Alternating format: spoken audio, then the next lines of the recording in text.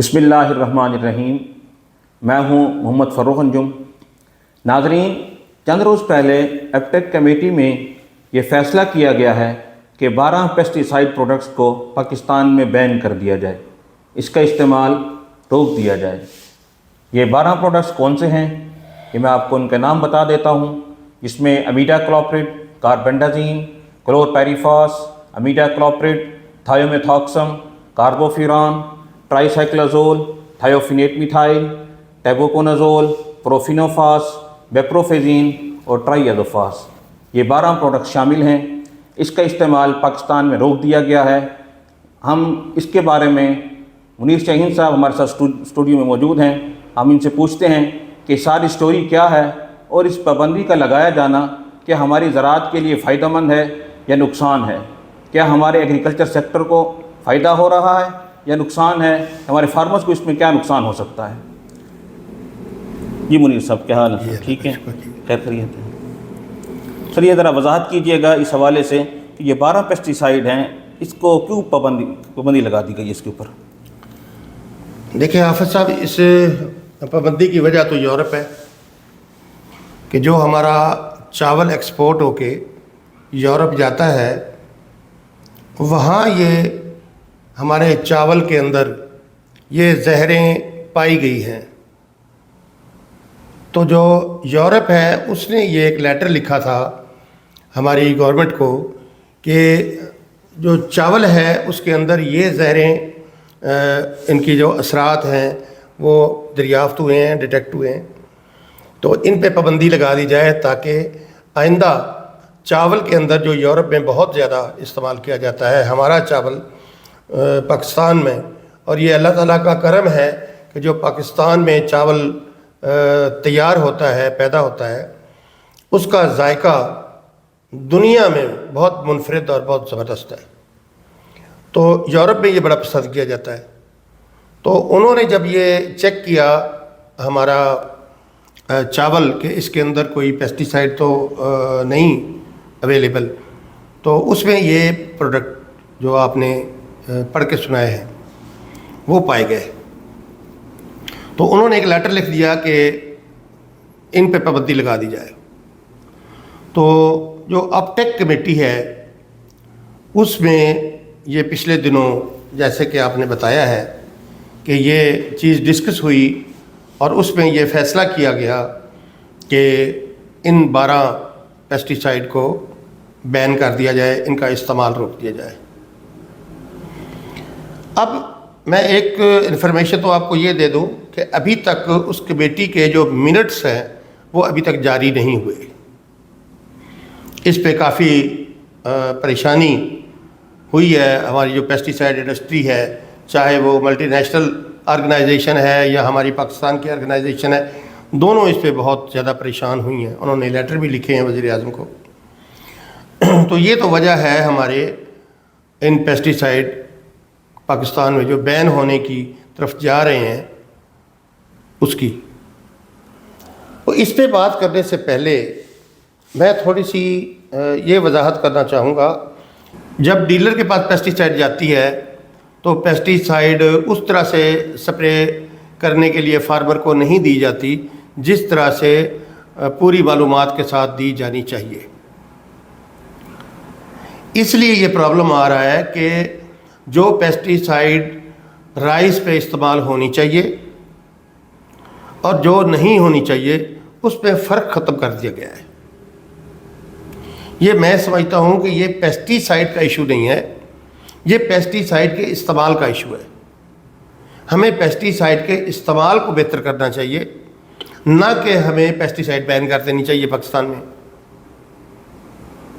اب ہمیں یہ دیکھنا پڑے گا کہ جو ہمارا پڑوسی ملک انڈیا ہے، وہاں بھی تو رائس پیدا ہوتا ہے نا، کیا یہ پروڈکٹ وہاں بین کر دیے گئے؟ چائنا میں چاول پیدا ہوتا ہے، کیا یہ پروڈکٹ وہاں بین کر دیے گئے؟ امریکہ میں ہوتا ہے، فلپائن میں ہوتا ہے، تو کیا وہاں یہ پروڈکٹ بین کر دیے گئے؟ نہیں کیے نا۔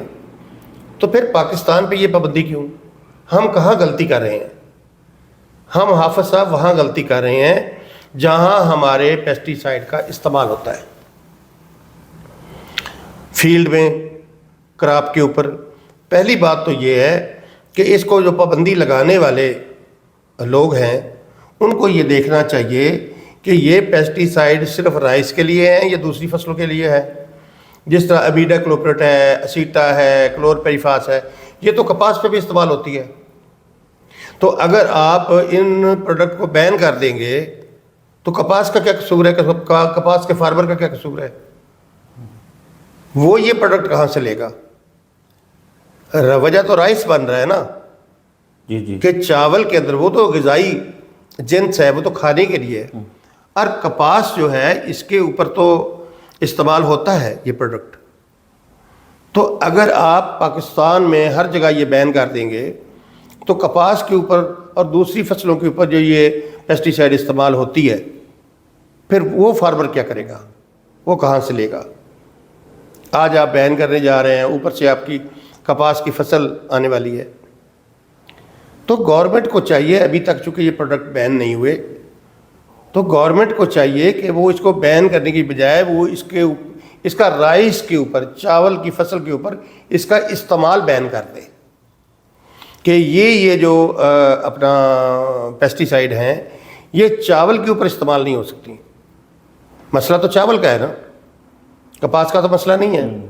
तो चावल के ऊपर बैन कर दें, ऐसे पैरामीटर बना लें, ऐसे जनाबे वाला तरीक़ाकार तय कर लें कि उस इलाके में ये चीज़ जो प्रोडक्ट हैं ये इस्तेमाल उस फसल के ऊपर इस्तेमाल ना हो सके। लेबल के ऊपर कोई तरीक़ाकार तय कर लें कि ये जो प्रोडक्ट हैं ये इसके ऊपर कोई चावल की रिकमेंडेशन न दी जाए, चावल के लिए अलाउ न किए जाएं, तो चावल की पाबंदी लगा दी जाए, प्रोडक्ट पे पाबंदी न लगाई जाए। एक तो ये है। दूसरे नंबर पे थोड़ी सी ये वजाहत भी ज़रूरी है कि अगर चावल हमारा एक्सपोर्ट होता है तो उसमें जो पेस्टिसाइड की इन्वॉल्वमेंट है वो कहाँ कहाँ है। अगर यूरोप में चेक किया गया हमारा चावल और उसमें ये पेस्टिसाइड उन्हें डिटेक्ट हो गई, तो ये कहाँ अवेलेबल हो सकती है, ये किस प्रोसेस में आके तो ये प्रॉब्लम आया है। एक तो प्रोसेस ये है कि जो फार्मर हमारा इस्तेमाल करता है उसने बहुत ज़्यादा ये प्रोडक्ट इस्तेमाल किया, तो अगर फार्मर के लेवल पे ये प्रॉब्लम आया है तो वहाँ फार्मर को मोटिवेट किया जा सकता है, फार्मर को अवेयरनेस दी जा सकती है। ठीक है। उसके बाद फार्मर ने फसल तैयार कर ली, फसल तैयार करके तो जो हमारी राइस मिलें हैं उन्होंने उठा ली और अपने स्टोर में रख ली।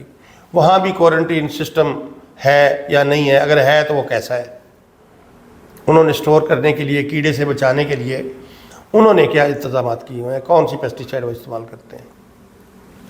फिर वहाँ से अगर राइस एक्सपोर्ट के लिए निकलता है तो एक्सपोर्टर के स्टोर में चला जाता है। वहाँ देखना पड़ेगा कि जो एक्सपोर्टर का स्टोर है उन्होंने किस तरीके से अपने स्टोर को मेंटेन किया हुआ है कि राइस हमारे स्टोर में ख़राब ना हो, इसे कीड़ा ना लगे, वो कौन सी पेस्टिसाइड इस्तेमाल करते हैं।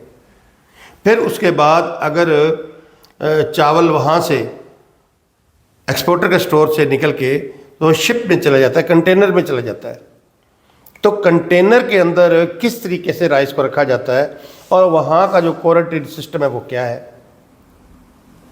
तकरीबन 3 हफ्ते लग जाते हैं किसी भी मुल्क में जाने के लिए हमारे कंटेनर को। वो जो 3 हफ्ते समंदर में हमारी जो चीज़ें सफ़र करती हैं उसमें महफूज रखने के लिए वो कंटेनर के अंदर किस तरीके से उसकी फ्यूमिगेशन करते हैं। तो ये प्रॉब्लम कहाँ आया है, उस प्रॉब्लम को ख़त्म किया जाए, ना कि पेस्टिसाइड को बैन कर दिया जाए। ठीक है। और आप ये देखें कि जो हमारे इस वक्त federal department of plant protection के डायरेक्टर जनरल लगाए गए हैं, ताहिर अब्बास साहब नाम है उनका, वो कस्टम से लिए गए हैं, वो कस्टम ऑफिसर हैं, वो प्रॉपर कोई एग्रीकल्चर के वो तालीम याफ्ता नहीं है, उनका कोई पेस्टिसाइड के ऊपर कोई एक्सपीरियंस नहीं है। ठीक है। तो इस तरह से किया जा रहा है कि ऐसे फैसले किए जा रहे हैं کہ جو نہیں کیے جانے چاہیے. اگر میں کہتا ہوں کہ اگر فیڈرل ڈپارٹمنٹ آف پروٹیکشن کا ڈی جی لگانے کے لیے کوئی ان کے پاس بندہ نہیں تھا تو بہت سارے لوگ یہ ڈپارٹمنٹ سے جو ریٹائر ہوئے ہیں ان کو لگا دیتے. اب کسٹم سے یا پولیس سے یا ادھر ادھر سے بندہ لا کے ایک ٹیکنیکل شعبے کے اوپر بٹھا دینا تو یہ مطلب کوئی عقل مندی تو نہیں ہے. یہ ہمارے جو director general agriculture extension Punjab رہے ہیں ڈاکٹر انجم علی، وہ ریٹائر ہو گئے تھے، انہیں لگا دیتے. وہ بہت زبردست ان کا ویژن ہے، ان کی ٹیکنیکل اسسٹنس بہت زیادہ ہے ہمارے انڈسٹری کے حوالے سے، ہمارے فارمر کے حوالے سے بہت ساری چیزوں کو جانتے ہیں. انہیں لگا دیتے اگر اور کو پتہ نہیں تھا. تو مطلب یہ جو فیصلے کیے جاتے ہیں نا، یہ ایسے فیصلے کیے جاتے ہیں کہ اگر حادثے بڑھ گئے ہیں تو سڑکیں بند کر دیں. اگر جناب ایک ٹرانسپورٹ کے اندر حادثے بڑھ رہے ہیں تو پوری ٹرانسپورٹ بند کر دیں. تو ایسے نہیں ہوتا. یہ جو انہوں نے پیسٹی سائڈ بین کرنے کا جو انہوں نے یہ ایشو کھڑا کیا ہے، یہ میرا خیال ہے کہ یہ زیادہ دیر نہیں رہے گا. اس میں کوئی 3 یا 4 پیسٹی سائڈ جو ہیں وہ تو بین ہو سکتی ہیں، جو میری انفارمیشن ہے یا جو میرا نالج ہے.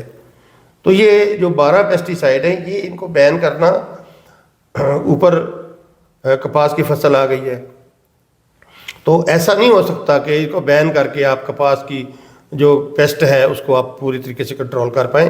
اتنا تو آپ کے پاس ٹائم ہی نہیں ہے کہ آپ کوئی اس کے متبادل کوئی نئی چیز لے کے آ جائیں اور جو کپاس کا فارمر ہے اسے آپ ٹائم پہ سیل آؤٹ کر لیں.